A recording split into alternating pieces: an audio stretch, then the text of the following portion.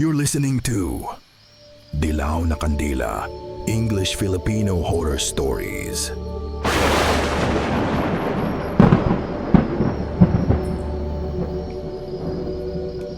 Hello everyone, I'm Erick, but everybody calls me Sir Sig, a Filipino writer and horror story host, and this is Dilaw na Kandila. On this channel, I share English Filipino horror stories that I personally write, inspired by our culture, our beliefs, and the many mysterious stories that exist in the Philippines.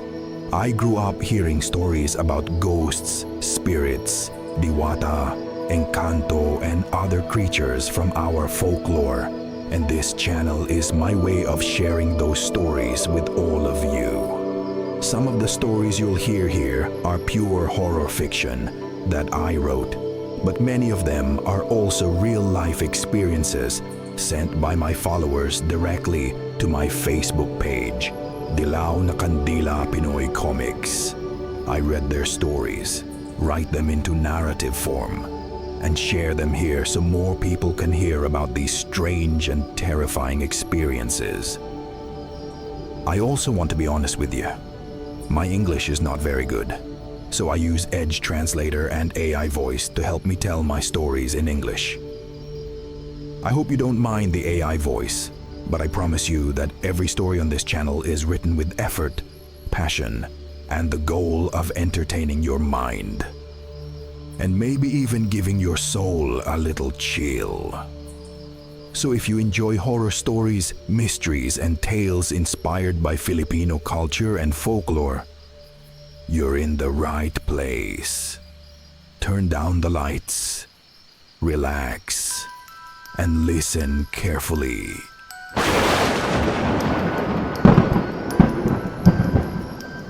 Year 1900. In the city of Manila, the Spanish had just fallen, and a new American government was taking its place. The city was changing. In intramuros, soldiers walked alongside priests. In Escolta, merchants and politicians clashed over influence. In Binondo, the alleys whispered with crime, secrets, and shadows. Manila then was like a wounded beast, chaotic, exhausted, easily consumed by turmoil. For most people, crime was the answer to poverty, but some ancient beings watched from the darkness. While humans fought over power, another force stirred in the city.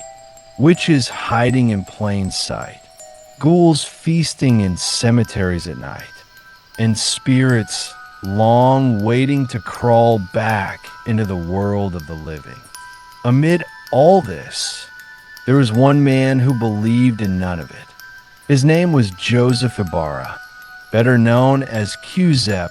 He was 37, a judge in Manila, and part-time law professor at a prestigious university. If the city knew him for one thing, it was his reputation. Strict, intelligent, and utterly incorruptible. In Manila's courts, some judges could be bought, but not Joseph. He feared no politician. He wavered at no criminal's threat. Every case he handled like a detective, every detail, every witness, every little lie. Because of this, criminals feared him. In Manila's darkest corners, they had a name for him, the judge who cannot be bought. But Joseph didn't care for titles. For him, the world was simple. Evidence, truth, justice, nothing more. He believed in no superstition, no tales of swangs, and certainly not in pagan gods. Until one night, it was raining in Intramuros. Joseph was leaving the court. The streets were quiet, lamplight flickering in the rain. Almost no one was around. Then, a voice came from the shadows. Judge Ibarra. Joseph stopped. A man stepped forward from the darkness. Thin, tall, with an unsettling smile. It didn't take long for Joseph to recognize him. Severino Caldas, a criminal Joseph had sentenced months ago. A man convicted of raping a pregnant woman. By rights, he should have been behind bars. Joseph frowned. "You shouldn't be here," he said calmly. But there was something strange. Severino's eyes glimmered with a faint light, and his shadow moved in ways that didn't match his body. Before Joseph could speak, before he could even draw his gun, Severino moved, blindingly fast. A knife appeared, black, carved with ancient symbols. In an instant, he plunged it into Joseph's chest. Pain exploded through the judge's body. He collapsed onto the wet stones of Intramuros. Darkness crept over his vision. Severino knelt beside him, whispering, "You chose the wrong target, Judge." Then, the world went black. Joseph thought that was the end, but when his eyes opened again, he was no longer in Manila. He stood on a vast battlefield. The sky was red. All around him, thousands of fallen ancient warriors, broken shields, shattered spears, blood soaking the ground. Amid it all stood a colossal figure, shrouded in blood-stained armor. Its presence, like thunder ready to strike. Mandarangan, a spirit of war. It stared silently at Joseph, then spoke. Justice is not always served through the law. Joseph did not answer immediately. Even in this alien place, logic still guided him. "So this is what it's like at the edge of death," he said coldly. "Perhaps I'm dead, and this is what they call hell." Mandarangan laughed, a deep, resonant laugh. "Your time has not come, mortal," the spirit approached. "Though ages change, war exists in every age. Good versus evil. Your time is no different, yes? Every day in your court, you were at war." Joseph looked around. The scene shifted. It was Manila again, but not as ordinary eyes would see. In the alleys, creatures crawled through the darkness, shadows not cast by human forms. Joseph remained silent. "Your city," Mandarangan said, "is becoming a nest for the creatures of darkness. We cannot intervene directly, but we can choose warriors." The spirit raised a flaming spear. "Serve me. Be the vessel of my power. Hunt criminals. Hunt monsters. Deliver justice through war."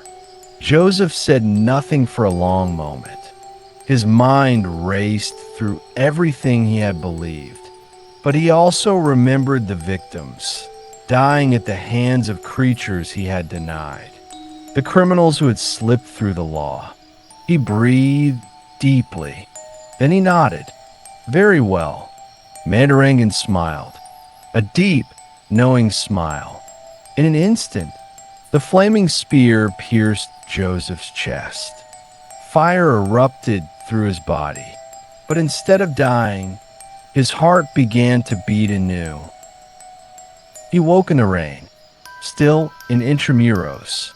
The wound was gone.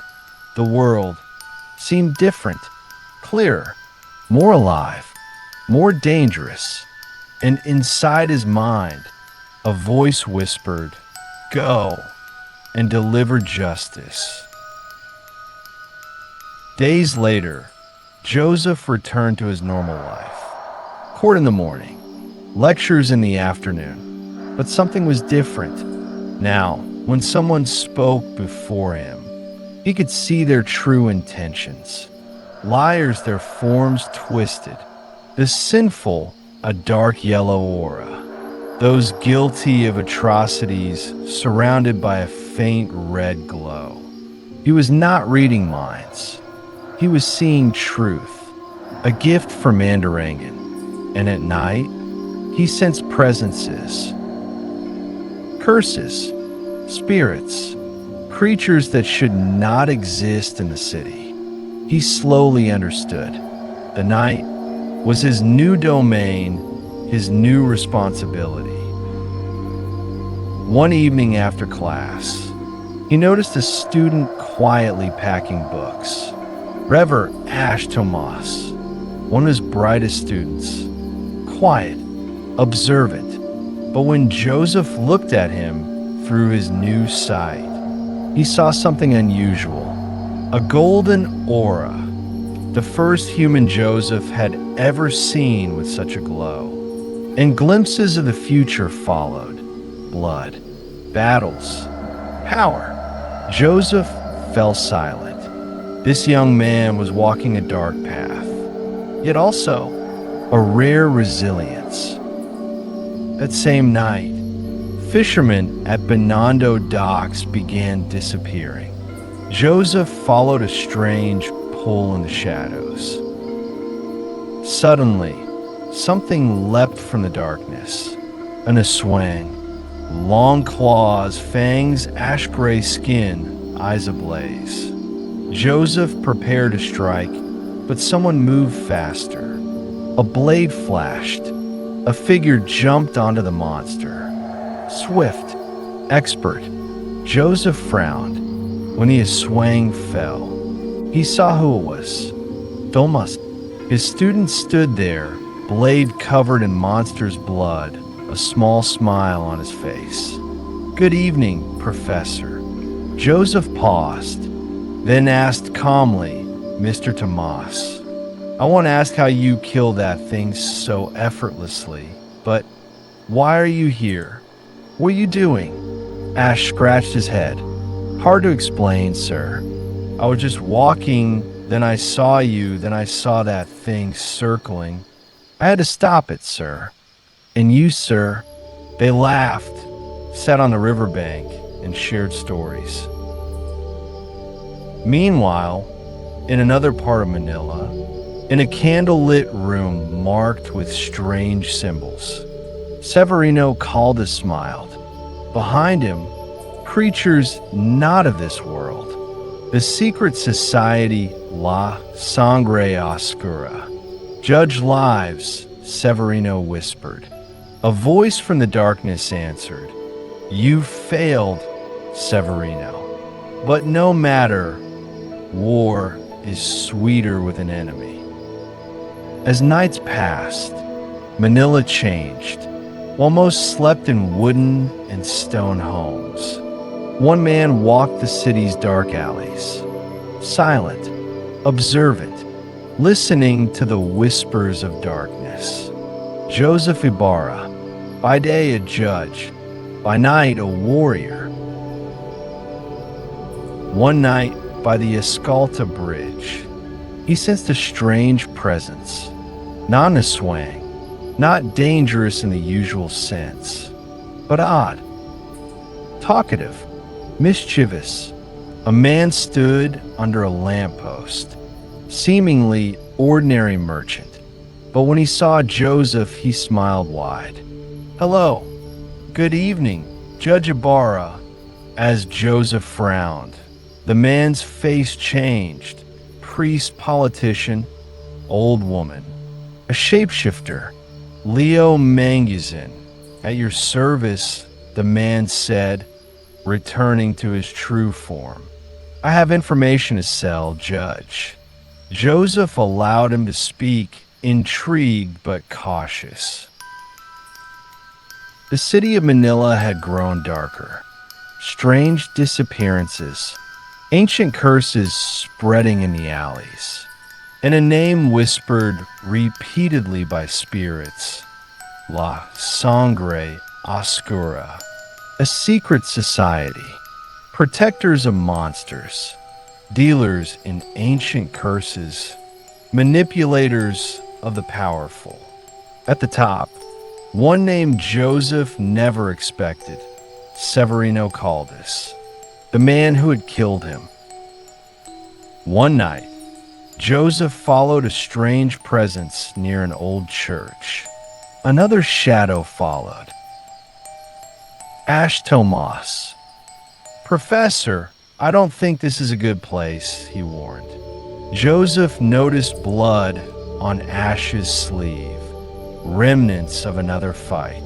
Inside the church, the final confrontation awaited. Severino no longer appeared human.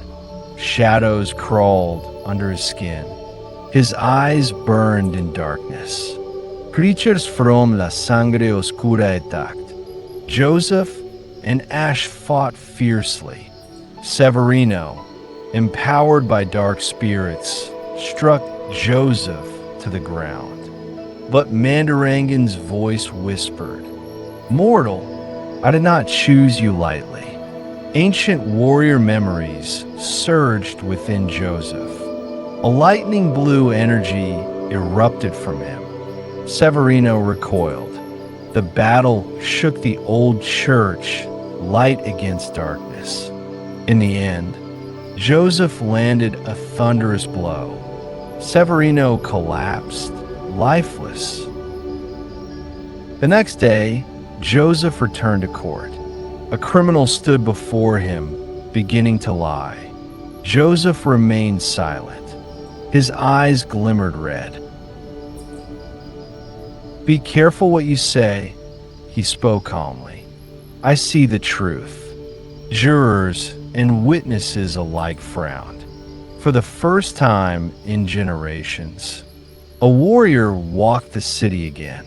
A judge by day, a warrior by night, the avatar of Mandarangan. And in the distant forests of the Philippines, a hunter smiled upon hearing Joseph Ibarra's name, a slayer of legendary creatures, the one they called the Hunter of Legends. And he knew the day would come when he would meet the judge of Manila. The end. Thank you for listening. I hope you enjoyed hearing Filipino tales, folklore, and true stories from my culture. The Philippines is a land filled with mystery, old beliefs, and stories that have been passed down from generation to generation. Through this channel, I hope I can share a small part of those stories with all of you. If this story gave you chills, or reminded you of something strange that happened in your own life, then maybe the world is more mysterious than we think. If you enjoy Filipino horror stories, folklore, and real paranormal experiences, and you don't mind that these stories are narrated using an AI voice, don't forget to like the video, subscribe to the channel, and turn on the notification bell so you won't miss the next story. Don't forget to like the video, subscribe to the channel, and turn on the notification bell so you won't miss the next story.